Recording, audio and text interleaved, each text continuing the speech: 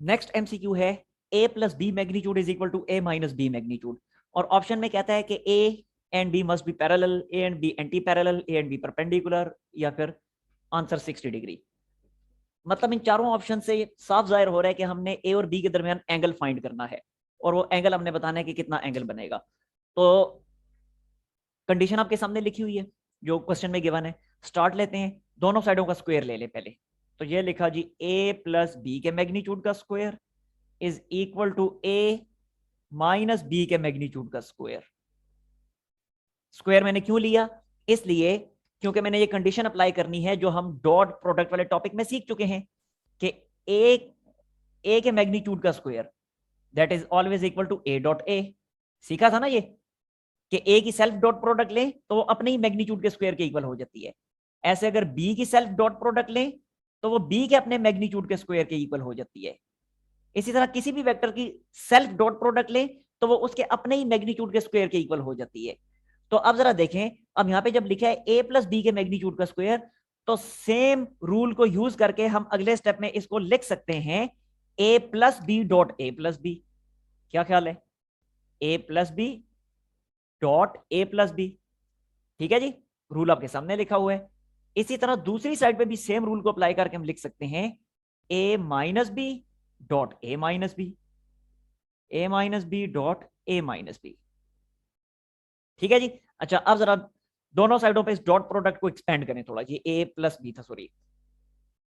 अब जब एक्सपेंड करेंगे तो बनेगा ए डॉट ए प्लस का sign A dot B plus का sign B dot A plus का sign B dot B is equal to, अब ऐसे ही दूसरी साइड पे भी होगा ए डॉट ए, फिर माइनस का साइन ए डॉट बी, फिर माइनस का साइन बी डॉट ए, और फिर प्लस का साइन बी डॉट बी।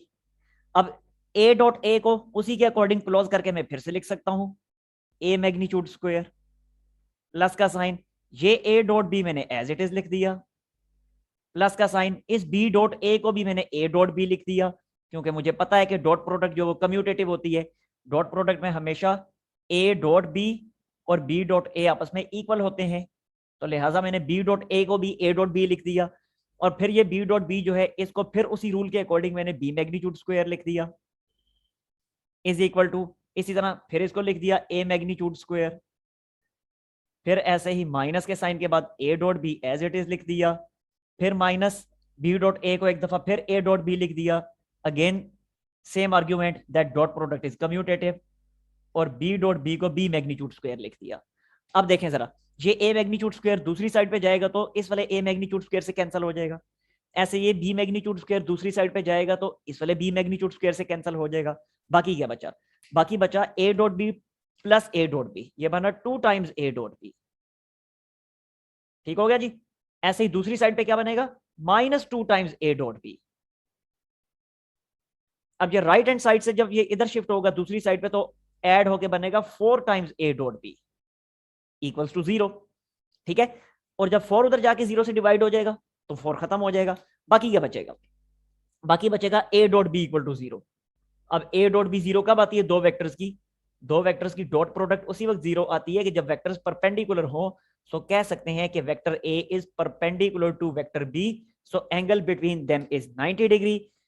तो लिहाजा सही आंसर है option C, A and B must be perpendicular.